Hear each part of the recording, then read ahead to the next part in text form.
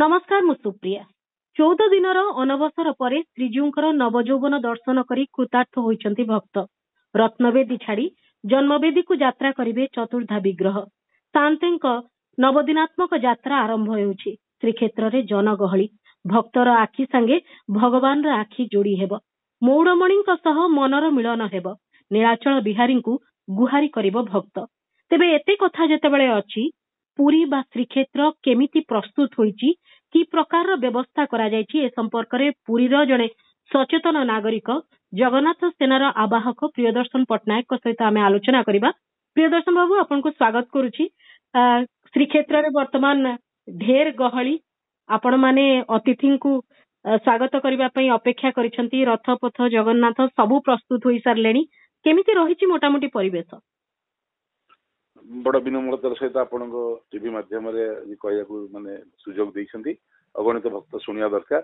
आज बर्तमान आज्ञामाल विजय है रथ तीनोटी जाक बर्तमान जीव सिंहद्वार को एवं सिंहद्वार को जो रथ जीव से देखिए आज जगन्नाथ रथ जीव तापर सुभद्रा रथ तापर बलभद्र रथ माने रथ खलार जो जीव सिंहद्वार प्रथम जगन्नाथ रथ जीव सेमती गुंडीचा घाट दक्षिण मोड़ हुए प्रथम सुभद्रा रथ जाए दीटा रथ यात्रा बाहुड़ा और रथ यात्रा बलभद्र आगे जाए मझे सुभद्रा प्रथर ये बहु कालर कथा जो आज जो माने जो विश्वकर्मा माने रूपकार माने महाराणा माने दर्जी माने एवं भूई सेवक माने जो रथ तैयारी कर मन मन प्रश्न उठे एडी छोटिया बाउंस खंडर माप छोटिया दौड़ी खंडर माप एडे बड़ रथ यात्रा गोटे वैज्ञानिक तैयारी करिबोनी ए माप जे तैयारी करछन्ती प्रथम रु निश्चय भगवान होइथिबे ये मनुष्य तैयारी माप नुहे आज्ञा कारण एडे बड़ बड़ मंदिर तैयारी करे कोन सहज गोटे मंदिर से इंद्रदम्न तैयारी करदेले प्रति वर्ष तीन चलंती मंदिर तैयारी करछन्ती हम पुरी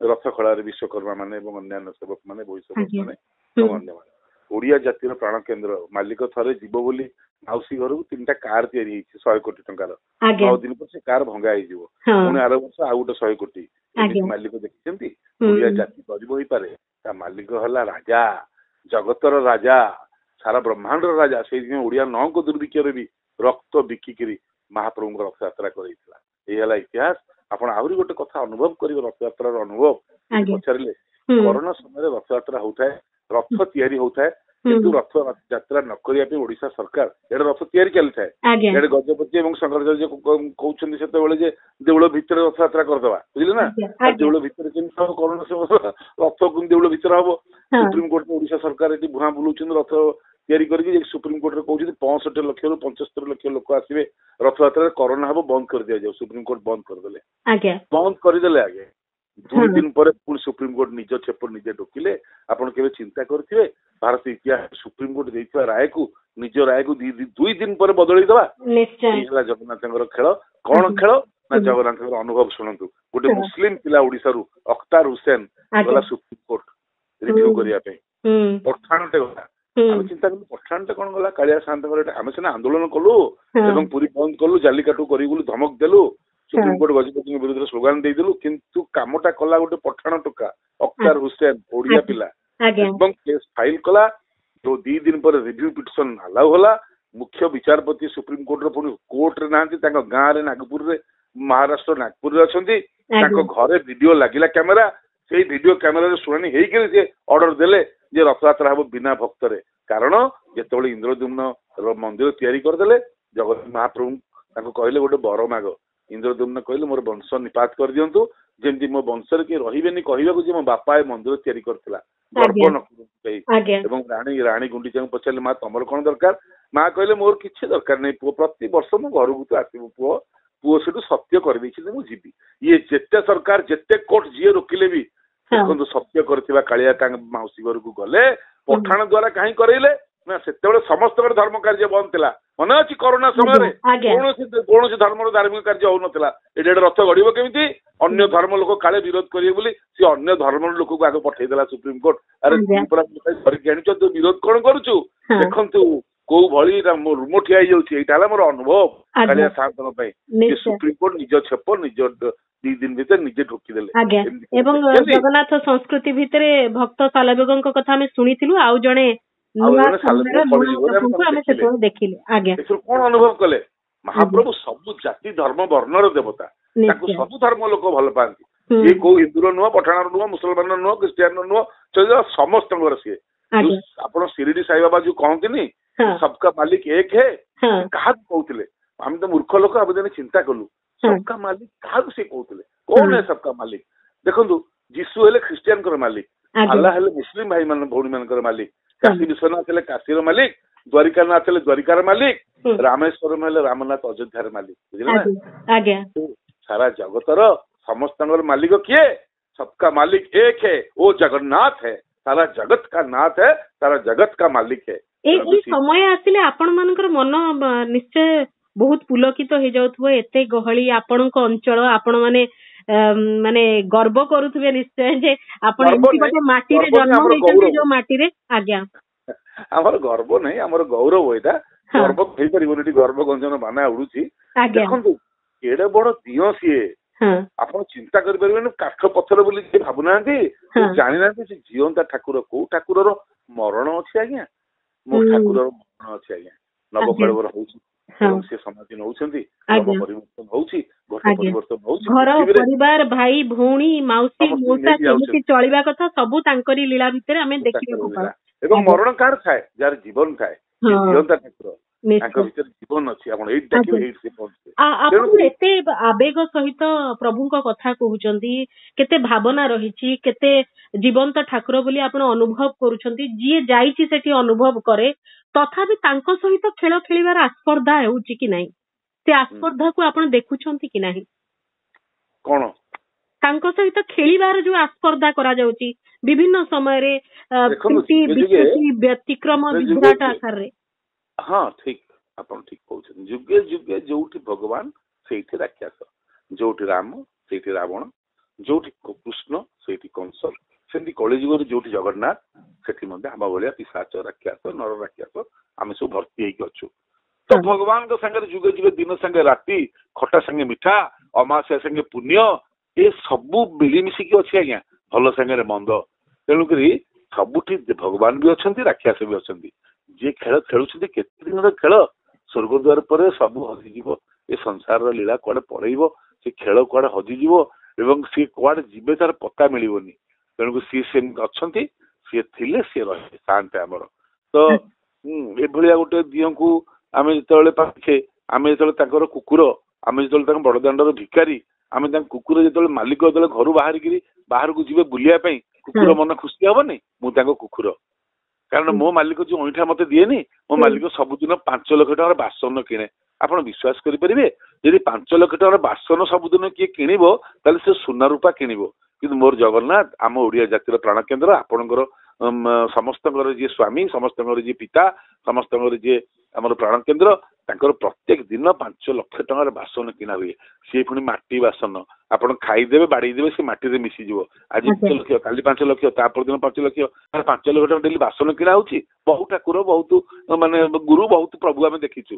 5 ଲକ୍ଷ ଟଙ୍କାର ବାସନ କାହାର ପ୍ରତ୍ୟେକ ଦିନ କିଣା ହଉଛି, ସେ ବାସନ ଭାଙ୍ଗି ଦିଆଯାଉଛି ଏବଂ ସେ ବାସନ ମାଟିରେ ମିଶି ଯାଉଛି। କେତେ ବୈଜ୍ଞାନିକ ପ୍ରଣାଳୀର ବାସନ ପୁଣି ଦେଖନ୍ତୁ। ଯଦି ଏତିକି ପିତ୍ତଳ କି ସିଲଭର କି କଂସା ହେଇଥାନ୍ତା, ଫିଙ୍ଗା ହଉଥାନ୍ତା, ପୁରୀ ସହର କୂଳ ହେଇଯାନ୍ତାଣି ପାହାଡରେ, ବୁଝିଲେ ନା? ସେ ପୁଣି ମାଟିରେ ମିଶି ଯାଉଛି। ଏବଂ ତାର ଯୋଉ ଭୋଜନ, ଆଜି ଡାକ୍ତର କହୁଛି ମସଲା ଖାଆନ୍ତୁନି, ଫ୍ରାଏ ଖାଆନ୍ତୁନି, ଢିଙ୍କି ଖାଆନ୍ତୁନି, ଚକୁଳି, ଯୁଗ ଯୁଗରୁ ସିଝା ପରିବାରେ ବେସର, ସିଝା ଡାଲିରେ ଡାଲମା, ଚୁଲି ଏଥିରେ ଆମର କାଠ ଚୁଲିରେ ମାଟି ହାଣ୍ଡିରେ ଅନ୍ନ। ଆପଣ ଦେଖିବେ ବାସି ମାସକର ବାସି ଖାଇକିରି ବି କାହାର ଦେହ ଖରାପ ହୁଏନି। କେବେ ଶୁଣିଛନ୍ତି ଅଭଡା ଖାଇକି କାହାର ଦେହ ଖରାପ ହୁଏ? ଅଭଡା ପୁଣି ଓପନ ମାର୍କେଟରେ ପୁଣି ଲୋକଙ୍କ ଘରକୁ ଯାଏ, ଟ୍ରଲିରେ ଏବଂ ବେତାରେ ଖୋଲା। ଆଉ କୌଣସି ଖାଦ୍ୟ ଖୋଲା ମଟନ ଚିକେନ ଆପଣ ନେଇପାରିବେ? ଲୋକ ବାଡେଇବେ, କୁଆଡେ ଖୋଲାରେ ନଉଛୁ। ମହାପ୍ରସାଦ ଖୋଲାରେ ହାଣ୍ଡି ହାଣ୍ଡିକି ଯାଉଥିବ, ଲୋକ ମୁଣ୍ଡିଆ ମାରୁଥିବ, ଜୟ ଶ୍ରୀ ମହାପ୍ରସାଦଙ୍କର ଜୟ ହୋ। ଏ ଅନନ୍ୟ କଥା କୋଉଠି ଅଛି? ରାଜା ଆଉ ଚଣ୍ଡାଳ ଏକାଠି ମିଶିକିରି ଖାଇବେ, ତାର କହିଲେ ସରିବନି ଆଜ୍ଞା। ଏଇନେ ବର୍ତ୍ତମାନ ସମୟ ହଉଛି କେମିତି ଜଗନ୍ନାଥ ଭଲରେ ଯାଇକି ଭଲରେ ପୁଣି ସିଂହାସନ ଫେରି ଆସନ୍ତୁ। ମୁଁ ଟିକେ 2-4ଟି ଆଉ ପ୍ରଶ୍ନ ଆପଣଙ୍କଠୁ ଜାଣିବାକୁ ଚାହୁଁଛି। କିଛି ପ୍ରସଙ୍ଗକୁ ନେଇକରି ଚର୍ଚ୍ଚା ଆଲୋଚନା ସବୁବେଳେ ଲାଗି ରହୁଛି ଏବଂ ଏପର୍ଯ୍ୟନ୍ତ ଭକ୍ତଙ୍କର ଶୃଙ୍ଖଳା, ଯୋଉ ଦର୍ଶନ ଶୃଙ୍ଖଳା ହେଇପାରିଲା ନାହିଁ। ଗୋଟେ ଶୃଙ୍ଖଳିତ ଭାବରେ ସେମାନେ ସୁରକ୍ଷିତ ଭାବରେ ଦର୍ଶନ କରି ଫେରିବେ, ତା ସମ୍ଭବ ହେଇପାରୁନି। ଗୋଟେ ଦୀଘା ପ୍ରସଙ୍ଗ ଗୋଟେ ଯୋଡି ହୋଇଛି, ସେଥିରେ ନୀତି ନୂଆ ନୂଆ କଥା ସେଥିରେ ଯୋଡି ହେଇ ଚାଲିଛି। ଏପର୍ଯ୍ୟନ୍ତ ଆମେ ଗୋଟେ ତାଙ୍କୁ ସ୍ପଷ୍ଟ ଭାବରେ ଗୋଟେ ମେସେଜ ଦବାରେ ସମର୍ଥ ହେଇପାରିଲୁନି କି ତାଙ୍କର ମତିଗତି ବଦଳେଇବାରେ ସମର୍ଥ ହେଇପାରିଲୁ ନାହିଁ ଏବଂ ଇସ୍କନ କୁ ନେଇକରି ଗୋଟେ ଟଣା ଉଟରା ଚାଲିଛି। ଏ ତିନିଟି ପ୍ରସଙ୍ଗରେ ଆପଣଙ୍କର ମତ? ବଡ ସୁନ୍ଦର ପ୍ରଶ୍ନ ପଚାରିଲେ। ପ୍ରଥମ କଥାଟି ହେଲା ଯେ ଚାରିଦ୍ୱାର ପଟେ ସିନା ଖୋଲା ହେଲା ବୋଲି କହିଲେ, ପ୍ରକୃତରେ ଚାରିଦ୍ୱାର ପଟେ ସବୁପଟେ ସମସ୍ତେ ଯାଇକି ସବୁପଟେ ଆସିପାରୁନାହାନ୍ତି ଏବଂ ଭିତର ଶୃଙ୍ଖଳା ବ୍ୟବସ୍ଥା ପୁରା ନଷ୍ଟ ହେଇଯାଇଛି। ଲୋକ ଯାହା ହଇରାଣ ହଉଛନ୍ତି, ଗାଳି ମନ୍ଦ କରୁଛନ୍ତି, ଆଉ ଦୁଃଖ ପାଉଛନ୍ତି, ଆପଣ ଶୁଣିଲେ ଆପଣଙ୍କ ଆଖିରେ ଲୁହ ପଳେଇ ଆସିବ। ଏଥିପାଇଁ ଦାୟୀ ସମ୍ପୂର୍ଣ୍ଣ ରୂପେ ସରକାର। ସରକାର ଯଦି ନିଜେ ଚିନ୍ତା କରିବେ ଏବଂ ଅଧ୍ୟୟନ କରିବେ କଣ କଲେ ଏ ଦର୍ଶନ ବ୍ୟବସ୍ଥା ଶୃଙ୍ଖଳିତ ହବ, ୟା ପରେ ଆହୁରି ଅଧିକ ଲୋକ ଆସିବେ, ପୁଣି କେମିତି ହବ? ତେଣୁ ଏତିକି ଚିନ୍ତା କରିବାର ତାର ରାସ୍ତା ବି ଅଛି, କିନ୍ତୁ ସରକାର କାହାଠୁ ଶୁଣିବାକୁ ଚାହୁଁନାହାନ୍ତି। ଏ ଜୋକର ସରକାର ଏଙ୍କର ବର୍ତ୍ତମାନ କିଛି କାହାଠୁ ଶୁଣିବାର ନାରାଜ, ଇଏ କଣ ଏନେ କରିବାକୁ ଚାହୁଁଛନ୍ତି, ଆରାମ ମୌଜ ମଜଲିସରେ ବ୍ୟସ୍ତ। ଇଏ ଜଗନ୍ନାଥଙ୍କ କଥା ଯଦି ଶୁଣୁଥାନ୍ତେ ତାହେଲେ ଲୋକଙ୍କର ଦର୍ଶନ ବ୍ୟବସ୍ଥାଟାକୁ ଠିକ ନ କରିକିରି ମିଛ କଥା କହିକିରି ରତ୍ନ ଭଣ୍ଡାରଟା ଗୋଟେ ମିଛରେ ଖୋଲେଇ ଦେଲେ, ଗଣତି କଲେ ନାହିଁ ଏବଂ ଜଗନ୍ନାଥଙ୍କ ରତ୍ନ ଚାବିଟା ଯୋଉ ହସ୍ତେଲା କହିଥିଲା ପ୍ରଥମ କ୍ୟାବିନେଟରେ ଏଟା ଲୋକଙ୍କୁ ଦେଖେଇବୁ ଏବଂ ଯାହା ଯାହା ସେ କହିଛନ୍ତି 2 ଲକ୍ଷ ଲୋକଙ୍କୁ ଡେଲି ଖାଇବାକୁ ଦେବେ। ଆଇନ ମନ୍ତ୍ରୀ ଡେଲି ମିଛ କଥା କହନ୍ତିନି କି? ତଦନ୍ତ ମନ୍ତ୍ରୀ ସବୁ କଥା ତଦନ୍ତ ହଉଛି। ବଳଭଦ୍ର ପଡିଗଲେ, କଣ କଣ ହେଇଗଲା, ବଡ ଦେଉଳରେ ମୁଣ୍ଡ ଚୋରି ହେଇଗଲା, ମହାପ୍ରଭୁଙ୍କର ଇତିହାସରେ ପ୍ରଥମ, ଅଲଗା ଜାଗାରେ ଧାମ ହେଇଗଲା। ଏମିତି ଗୋଟେ ଅପାରଗ ଆଇନ ମନ୍ତ୍ରୀ, ଅପାରଗ ମୁଖ୍ୟ ପ୍ରଶାସକ।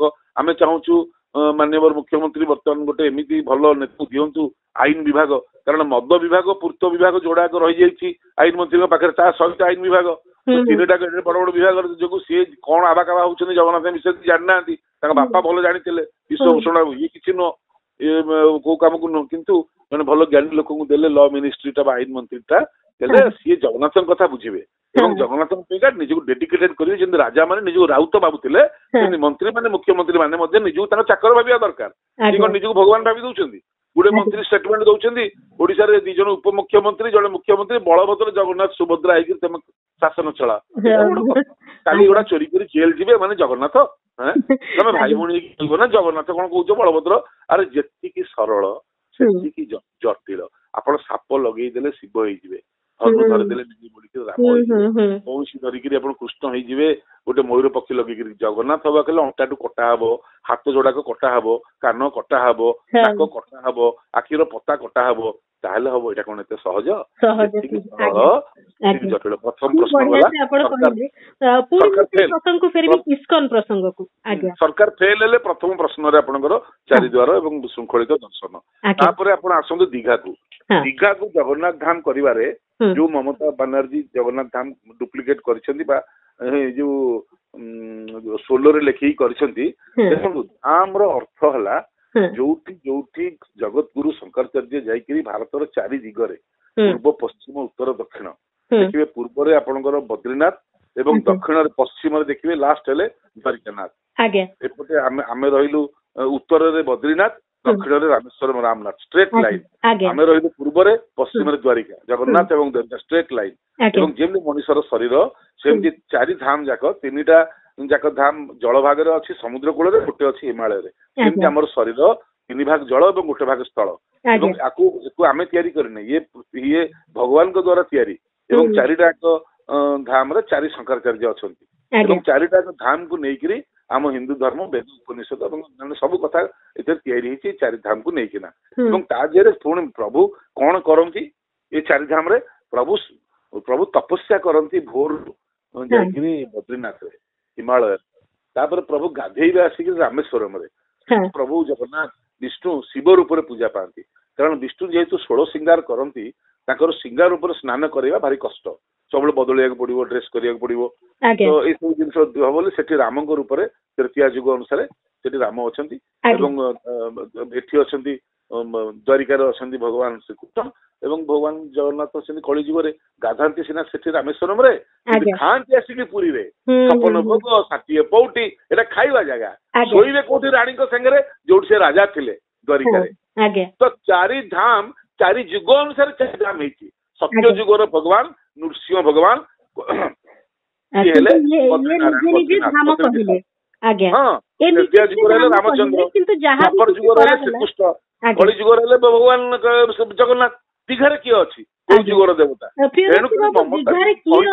ପ୍ରଶ୍ନ ଆମରି ଭିତରର କିଛି ଲୋକଙ୍କୁ ପଚାରିବାକୁ ପଡିବ ଯେ ସେମାନେ ଯେତେବେଳେ ଯାଇକିରି ସେ କାର୍ଯ୍ୟକ୍ରମରେ ସାମିଲ ହଉଛନ୍ତି ସେମାନେ କଣ ଗୋଟେ ଚିନ୍ତା କରିକିରି ସେଠିକି ଯାଇଛନ୍ତି ନା ସମସ୍ତେ ଯଦି ଅର୍ଥ ସବୁବେଳେ ଘର ଭଙ୍ଗା ବିଭୀଷଣ ଅଛନ୍ତି। ଆପଣଙ୍କ ଘର ଭିତରୁ ହିଁ ଶତ୍ରୁ ବାହାରିଲେ, ଗୃହ ଶତ୍ରୁ ବାହାରିଲେ ହିଁ ଆପଣ ବଧ ହେବେ। ତେଣୁକରି ସଦାବେଳେ ବ୍ରିଟିଶ ଠୁ ଆରମ୍ଭ କରିକି ରାକ୍ଷସ ମାନଠୁ ଆରମ୍ଭ କରି ସମସ୍ତଙ୍କର ଦେବତା ମାନେ ବି ଯେତେବେଳେ ବିଜୟ ଲାଭ କରିଛନ୍ତି ସେତେବେଳେ ଗୃହ ଶତ୍ରୁ ତିଆରି କରିଛନ୍ତି। ତ ଯେତେବେଳେ ଆମ ନିଜ ଘରୁ ଶତ୍ରୁ ତିଆରି ନ ହେବେ ଆମ ଭେଦ ଯାଇକି ବାହାରେ କହିବ କିଏ? ଆମ ଭେଦକୁ ବାହାରେ ଜଣେଇକିରି ଆମକୁ ଦୁର୍ବଳ କରିବା ଲୋକ ହେଲେ ଆମ ଭିତରର ଲୋକ। ଆମେ ତାଙ୍କୁ କିନ୍ତୁ ମୁଣ୍ଡିଆ ମାରୁଛୁ, ସିଏ କିନ୍ତୁ ନର ରୂପରେ ରାକ୍ଷସ, ମହାକାଳ ଫଳ, ଦେଖିବାକୁ ବଡ ସୁନ୍ଦର, ଭିତରଟା କଳା। ତେଣୁକରି ଚିହ୍ନିବାକୁ ପଡିବ କିଏ ଦେବତା କିଏ ରାକ୍ଷସ କିଏ ନର। ଯଦି ଏଇଟା ନ ଚିହ୍ନି ପାରିବା ତାହେଲେ ଆମର ଆଖିର ଦୃଷ୍ଟି ଠିକ ନାହିଁ। ତ ଯେତେ କହିଦେଲେ ବି ଗୋଟେ ପଥର ପିତ୍ତଳ କେବେ ସୁନା ହେଇଯିବନି, କିଆ କେବେ କାଠ ହେଇଯିବନି। 100 ମୂଲିଆରେ ଗୋଟେ ଗାଁ ନା 100 ଛୁଞ୍ଚିରେ ଗୋଟେ ଦା, ଛାଡ ଦିଗା ପୁଣି ଧାମ, ସେ ମମତାର ଧାମ, ସେ ହିନ୍ଦୁ ଧର୍ମର ଧାମ ନୁହଁ। ତାପରେ ଆପଣ ଆସନ୍ତି ଇସ୍କନ କୁ। ଦେଖନ୍ତୁ ଇସ୍କନ ଗୋଟେ ଏମିତି ସଂସ୍ଥା, ଯେତେବେଳେ ବିଦେଶୀ ମାନେ ବ୍ୟବସାୟ କରିବାକୁ ଆସିଥିଲେ ସେତେବେଳେ ସେମାନେ 200 ବର୍ଷ ଶାସନ କରିକିରି ତାପରେ ଭାରତ ଛାଡିବାକୁ ବାଧ୍ୟ ହୋଇଥିଲେ। ତାପରେ ସେମାନେ ଚିନ୍ତା କଲେ ଆମେ କଣ କଲେ ୟାଙ୍କୁ ଆମେ ଶାସନ କରିପାରିବା। ତେଣୁକରି ଭାରତୀୟ ଧର୍ମ ଭିରୁ ଆମେ ଯଦି ତାଙ୍କ ଧର୍ମର ଶ୍ରେଷ୍ଠ ସ୍ଥାନକୁ ଯାଇପାରିବା ତାହେଲେ ଆମ ଅନୁସାରେ ଦେଶ ଚାଲିବ, ଧର୍ମ ଚାଲିବ, ଭାରତ ଚାଲିବ। ତାଙ୍କ ଭକ୍ତିକୁ କଣ ସନ୍ଦେହ କରାଯିବା ଉଚିତ ହବ? ଭକ୍ତି 2 ପ୍ରକାର ଆଜ୍ଞା। ଆପଣଙ୍କର ଗୋଟେ ଦେଖାଣିଆ ଭକ୍ତି, ଗୋଟେ ଦେଖାଣିଆ ବା ବ୍ୟବସାୟିକ ଭକ୍ତି, ଆଉ ଗୋଟେ ହେଲା ଭାବର ଭକ୍ତି। ଦେଖୁ କେତେବେଳେ ବି ଭଗବାନ କୌଣସି ଧନୀ ଲୋକର ପ୍ରେମ କେତେବେଳେ ଆହ୍ଲାଦିତ ହେଇନାହାନ୍ତି। ଆପଣ ଦେଖନ୍ତୁ ଦାସିଆ ବାହୁରୀ, ସାଲବେଗ, ବିଧୁର, ଜଗନ୍ନାଥ ଦାସ, ବନ୍ଧୁ ମହାନ୍ତି, ଆପଣ ଯାହାକୁ ଦେଖିବେ ସବୁଗୁଡା ଗରିବ ଭିକମଙ୍ଗା, ରାସ୍ତା କଡ ଖାଇବାକୁ ନ ପାଉଥିବା ଲୋକ। ଏମିତି ଲୋକଙ୍କ ସାଙ୍ଗେ ଜଗନ୍ନାଥ ଅଛନ୍ତି। ଜଗନ୍ନାଥ ଗୋରା ସାହେବଙ୍କ ସାଙ୍ଗେ ନାହାନ୍ତି। ଗୋରା ସାହେବ ମତେ ଆସିକି କହିଲା ଏବେ ପୁରୀରେ ଜଣେ ବିଦେଶୀ ବୋଧେ ନେଦରଲ୍ୟାଣ୍ଡ କି ରଷିଆର କହିଲା you are a bad Hindu. ମୁଁ କହିଲି ୟେସ୍ ମୁଁ ରାଜି, I am a bad Hindu, ଆମକୁ ମନ୍ଦିର ଭିତରେ ପୁରେଇ ଦଉନ, ତମେ ହେଲ ବ୍ୟାଡ ହିନ୍ଦୁ ବିଦେଶୀ। ଦେଖ I am a bad Hindu but I am a Hindu, but you are not a Hindu, you are a Christian Vaishnav. ଆମର ଶ୍ରୀମନ୍ଦିରରେ ଯୋଉ ନୀତି ନିୟମ ରହିଛି ସେଇ ଅନୁସାରେ ତାଙ୍କର। କିନ୍ତୁ ଗୋଟେ କଥା ହଉଛି ଯେ ଆଜି ବି ଶଙ୍କରାଚାର୍ଯ୍ୟ ସେ ପ୍ରସଙ୍ଗ ଉଠେଇଛନ୍ତି, ଇସ୍କନ କୁ ଆମେ ତାଙ୍କର ଅସମୟରେ ରଥଯାତ୍ରାକୁ ଆମେ ବିରୋଧ କରୁଛୁ, ତାଙ୍କର କାର୍ଯ୍ୟକ୍ରମ ଗଜପତି ମହାରାଜ ତାଙ୍କ କାର୍ଯ୍ୟକ୍ରମକୁ ଯାଉଛନ୍ତି ବୋଲି ଶଙ୍କରାଚାର୍ଯ୍ୟ କହିଛନ୍ତି। ହଁ ହଁ ହଁ, ଏମାନେ ସମସ୍ତେ ତାଙ୍କ ସାଙ୍ଗେ ସାଲିସ ଅଛନ୍ତି, ରାଜାଠୁ ମନ୍ତ୍ରୀ ପର୍ଯ୍ୟନ୍ତ ଏବଂ 1200 ରୁମ୍ ଯଦି ତାଙ୍କୁ ମିଳିଲା କଣ ବିନା ଜିଲ୍ଲା ପ୍ରଶାସନ ଜାଣତରେ? 2100 ରୁମ୍ ମିଳିଛି ଆଜ୍ଞା, 2100 ରୁମ୍ ମିଳିଛି, 4200 ଲୋକ ତାଙ୍କର ଆସୁଛନ୍ତି, ଖାଲି ବଡ ବଡ ଲୋକ। ଆଦାନୀ ସାଙ୍ଗରେ ସେମାନେ ପ୍ରସାଦ ବଣ୍ଟନ କରିବେ। କଣ ଶିଳ୍ପପତିଙ୍କୁ ଡକା ଯାଇଛି ବୋଲି ପରିବହନ ମନ୍ତ୍ରୀ କହିଲେଣି, ବିଭିନ୍ନ ଶିଳ୍ପପତିଙ୍କୁ ଡକା ହେଇଛି। ଆଦାନୀ ଇସ୍କନ ମିଶିକି କରୁଛନ୍ତି ପରା, ଆଦାନୀ ଇସ୍କନ ମିଶିକି କରୁଛନ୍ତି। ଏବଂ ରଥଯାତ୍ରା ସମୟରେ ଶିଳ୍ପପତିଙ୍କୁ ଡକା ହେଇଛି ବୋଲି ଆଜି ପରିବହନ ମନ୍ତ୍ରୀ ସୂଚନା ଦେଇଛନ୍ତି। ଶିଳ୍ପପତି ମାନଙ୍କୁ ଡକରା ହେଇଛି। ଆଜ୍ଞା ଦେଖନ୍ତୁ ଆମେ କାହାର ବିରୋଧୀ ନୁହଁ, ଆମେ କହିବା କଥା ତମ ପିକା ଜଗନ୍ନାଥ ବାହାରକୁ ଆସୁଛନ୍ତି, ତମେ ଭିତରକୁ ଯାଇପାରୁନ ବୋଲି, ୟାଠୁ ବଡ ସେବା ଜଗନ୍ନାଥଙ୍କର କଣ ତମେ ପାଇଥାନ୍ତ? ସେଠୁ ମତେ ସେ ବିଦେଶୀ କହୁଛନ୍ତି ମୁଁ ହିନ୍ଦୁ ହେଇଗଲି। ମୁଁ କହିଲି ହାଓ, ତୁ କେମିତି ହିନ୍ଦୁ ହେଇଗଲୁ? ଆପଣ ଜାଣିଥାନ୍ତୁ ହିନ୍ଦୁଟା ହେଲା କ୍ଷୀର, ଦୁଧ ଜାଣିଛନ୍ତି? କ୍ଷୀର ହେଲା ଦୁଧ ହେଲା ହିନ୍ଦୁ। କ୍ଷୀରରୁ ବା ଦୁଧରୁ ଛେନା ହେଇପାରିବ, ରାବିଡି ହେଇପାରିବ, ଖୁଆପଡା ହେଇପାରିବ, ରସଗୋଲା ହେଇପାରିବ, ସନ୍ଦେଶ ହେଇପାରିବ, ଛେନାପୋଡ ହେଇପାରିବ, ଛେନା ଝିଲି ସବୁ ହେଇପାରିବ। କିନ୍ତୁ ଛେନା ଝିଲିରୁ ଛେନା ପୋଡରୁ ଆଉ କ୍ଷୀର ଫେରି ହବନି, ବୁଝିଲେ ନା? ଯୋଉ ପର୍ଯ୍ୟନ୍ତ ହିନ୍ଦୁ ଅଛୁ, ଯୋଉ ଦିନ ଛାଡିଦେଲୁ ଧର୍ମ ଛଡା ହେଇଗଲୁ, ଆଉ ଫେରି ପାରିବୁନି। ମୁଁ ତାକୁ ପଚାରିଲି ତୁ ହିନ୍ଦୁ କେମିତି ହେଲୁ? ତାଠୁ ଗୋଟେ କିଏ ପଇସା ନେଇକି ତାଙ୍କ ଇସ୍କନରେ, ଇସ୍କନ ବାଲା ତ ଖାଲି ପଇସା ନା, ତୁ ଆମକୁ ସିଏ ତାଙ୍କୁ 5 ଲକ୍ଷ ଟଙ୍କା ଦେଇଛି ହିନ୍ଦୁ ହବା ପାଇଁ। ମୁଁ ତୁ କେମିତି ହିନ୍ଦୁ ହେଲୁ? ନା ଆଇ ହାଭ୍ ଏ କୋପେନ୍। ମୁଁ କହିଲି କୋପେନ୍ ମାନେ କୋପେନ୍ ହେଗେନ୍ ନା, ଆଉ ନରୱେର ରାଜଧାନୀ। ଆଉ ସେ କୋପେନ୍ ମତେ କହିଲା, ମୁଁ ବୁଝିପାରିଲିନି। ବୁଝୁ ତାକୁ ଗୋଟେ କୌପିନି ଧରେଇ ଦେଇଛି ପିନ୍ଧିବାକୁ, ସେ କୌପିନିଟା ପିନ୍ଧିଦେଲେ ତୁ ହିନ୍ଦୁ ହେଇଯିବୁ। ସେ କୌପିନି କହିପାରୁନୁ, ମତେ କୋପେନ୍ କହୁଛି I am wearing kaupin so I am Hindu. ଦେଖନ୍ତୁ ତାକୁ ବି କେମିତି ପଇସାରେ ଏଠି ବ୍ୟବସ୍ଥା କରୁଛନ୍ତି ଇସ୍କନ ବାଲା। ତତେ ଆମେ କୌପିନି ପିନ୍ଧେଇ ଦେଲୁ ମାନେ ତୁ ହିନ୍ଦୁ ହେଇଗଲୁ। ଆପଣ ଚିନ୍ତା କଲେ ହିନ୍ଦୁ ହବାକୁ ହେଲେ ଗୋତ୍ର ଦରକାର। ମୁଁ ତାକୁ ବୁଝେଇଲି, ମୋର ନାଗସ୍ୟ, ଆପଣଙ୍କ ଭରଦ୍ୱାଜ, ତାର ବତ୍ସସ୍ୟ, ନାଗସ୍ୟ, ଏମିତି ଗୋତ୍ର ଅଛି। ଗୋତ୍ର ନହେଲେ ହିନ୍ଦୁ ହେଇପାରିବୁନି, ବିନା ଗୋତ୍ରରେ କେହି ହିନ୍ଦୁ ନୁହନ୍ତି। ଟେକ୍ନିକାଲି ବୁଝିବାକୁ ପଡିବ। କଣ ତୁ ଭାବୁଛୁ ଚିତା ଚୈତନ୍ୟ ଲଗେଇକି କୋପେନ୍ ପିନ୍ଧିଦେଲେ କୌପିନି ପିନ୍ଧିଦେଲେ ହିନ୍ଦୁ ହେଇଯିବ ନା? ହିନ୍ଦୁ ଜନ୍ମରୁ ହିନ୍ଦୁ। ହିନ୍ଦୁ ଗୋଟେ ଧର୍ମ ନୁହଁ, ହିନ୍ଦୁ ଗୋଟେ ଆଚାର, ହିନ୍ଦୁ ଗୋଟେ ବ୍ୟବହାର, ହିନ୍ଦୁ ଗୋଟେ ସଂସ୍କାର। ପ୍ରିୟଦର୍ଶନ ବାବୁ, ଗୋଟେ କଥା ଜାଣିବାକୁ ଚାହୁଁଛି ଯେ ଗତ ବର୍ଷର ଅନୁଭବ ତ ଆପଣଙ୍କର ଅଛି, ଯାହା ହେଲା ପୁରା ଜଗତ ଦେଖିଲା, ସମସ୍ତେ ଜାଣିଲେ ପହଣ୍ଡି ବେଳେ ବଡ ଠାକୁରଙ୍କର ହାମୁଡେଇ ପଡିବା ଭଳିଆ ପରିସ୍ଥିତି ଆସିଲା ଆଉ ଯାହା ଘଟଣା ଘଟିଲା ତାର ତଦନ୍ତ ରିପୋର୍ଟ ଆସିଲା ନାହିଁ, କିଛି ହେଲା ନାହିଁ। କିନ୍ତୁ ବର୍ତ୍ତମାନ ଯୋଉ କୁହାଯାଉଛି ଯେ ସ୍ମରଣୀୟ ରଥଯାତ୍ରା ହେବାକୁ ଯାଉଛି ବୋଲିକିରି, ସେ ସ୍ମରଣୀୟ ରଥଯାତ୍ରାର ପୂର୍ବାଭାସ ତ ହବ ଯେ ଆଗକୁ ଗୋଟେ ଭଲ ଜିନିଷ ହବାକୁ ଯାଉଛି, ତାର ଗୋଟେ ପୂର୍ବାଭାସ ହୁଏ। ସେଇଭଳି ପୂର୍ବାଭାସ ଦେଖିବାକୁ ପାଉଛନ୍ତି କି?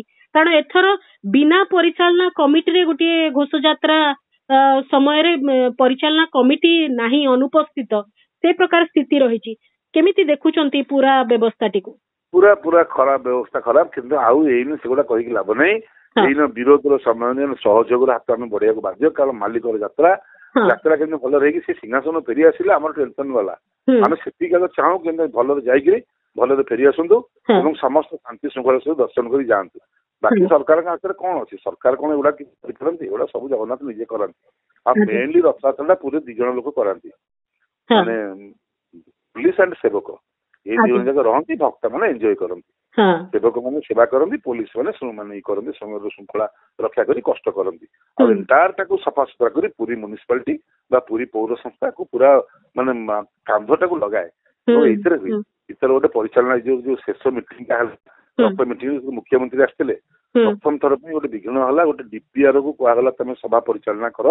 ସେ ଡିପିଆର ଭାଷଣ ଦେଲା, ଆଉ ଗୋଟେ କିଏ ଗୋଟେ ଭାଷଣ ଦେଲା। ଏସପି କଲେକ୍ଟର 2 ଜଣ କହିବାକୁ ଦେଲେନି। ଯୋଉ ଏସପି କଲେକ୍ଟର ରଥଯାତ୍ରା କରନ୍ତି, ମୁଖ୍ୟ କାମ ତାଙ୍କର, ସେ 2 ଜଣ କଥା କହିପାରିଲେନି। ତାଙ୍କୁ ଦିଆଗଲାନି ସୁଯୋଗ, ଅରବିନ୍ଦ ପାଢୀ ଦେଲେନି। ତାଙ୍କ ଜଣେ ପଢୁନି କି କଣ କେଜାଣି।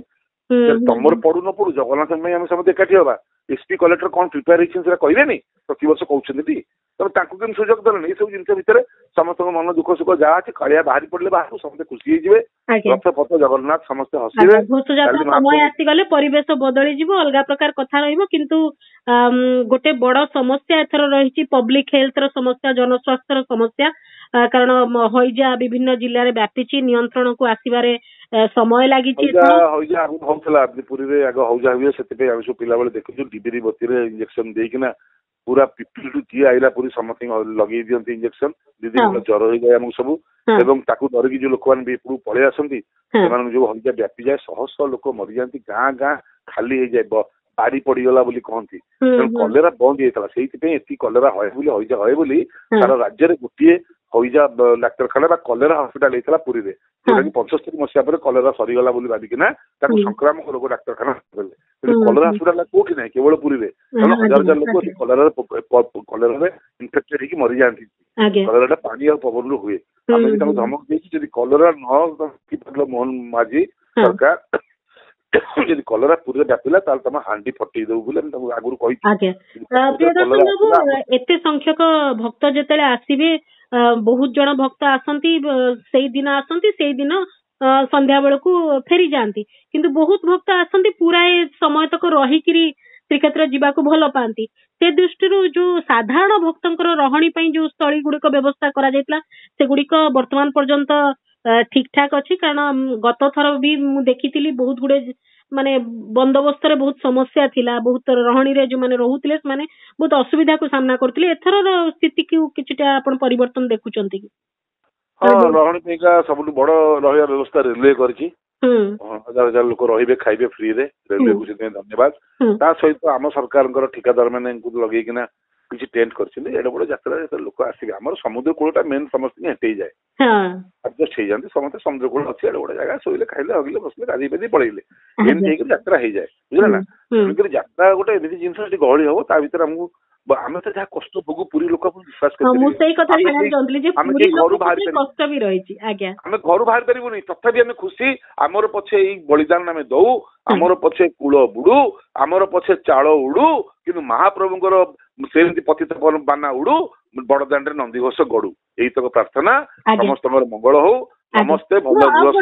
ଗୋଟିଏ ଶେଷ ପ୍ରତିକ୍ରିୟା ଆପଣଙ୍କୁ ଚାହିଁବି ପ୍ରିୟଦର୍ଶନ ବାବୁ, ଆପଣ ମାନଙ୍କର ଘରୋଇ ଭାବରେ କଣ ସବୁ ପ୍ରସ୍ତୁତି ଥାଏ? କାରଣ ମୋର ଘରୋଇ ଭାବରେ କେବଳ ଗୋଟିଏ ପ୍ରସ୍ତୁତି ଥାଏ। ଆପଣ ଗୋଟିଏ ପ୍ରସ୍ତୁତି, ଆମ ପାଇଖାନା ସମସ୍ତଙ୍କ ପାଇଁ ଖୋଲା, ଆମ ଫ୍ରିଜ ଏବଂ ପାଣି ବୋତଲ ସମସ୍ତଙ୍କ ପାଇଁ ମେଲା। ଆଜ୍ଞା, ଓକେ, ବହୁତ ବହୁତ ଧନ୍ୟବାଦ ପ୍ରିୟଦର୍ଶନ ବାବୁ, ଏତିକ ସମୟ ଦେଇଛନ୍ତି ଆଲୋଚନା ପାଇଁ। ଜଗନ୍ନାଥ ସେନାର ଆବାହକ ପ୍ରିୟଦର୍ଶନ ପଟ୍ଟନାୟକ ଆମ ସହିତ ଥିଲେ, ଏବଂ ଯେହେତୁ ଘୋଷଯାତ୍ରାର ସମୟ ଏବଂ ସେ ଜଣେ ସଚେତନ ନାଗରିକ ହିସାବରେ ପୁରୀର ଯାହା समस्या रही से समस्या को सबुठु प्रथमे सामना को आनिबा पई चेष्टा करंती तेणुकरी आमे तांको ठारू ही बुझिलु जे वर्तमान र केमिति स्थिति रही से केमिति कोन देखुचंती वर्तमान र आयोजन को केमिति देखुचंती कारण ऑलरेडी घोष यात्रा पे सब प्रकार प्रस्तुति होई सारलानी केवल अपेक्षा रही को समय रे घोष यात्रा जो प्रक्रिया गुड़िक रही से प्रक्रिया गुड़िक आरंभ हम भक्तंकर गहली आरंभ हो सारे नवजौवन दर्शन कर सारे भक्त ए सबु भितर सुरक्षा बंदोबस्त भक्तों समागम पर विभिन्न प्रकार आयोजन करा आउ जहाँ भूल त्रुटि व्यतिक्रम कथा जहाँ प्रियदर्शन बाबू कहले जे एबे नुहे परे से विषय चर्चा हबो कारण वर्तमान समय होची प्रभुंकर घोष यात्रा केमती सठिक भाव में समापन हेबो। स्वतंत्र आलोचना को एठी रखुची। नमस्कार।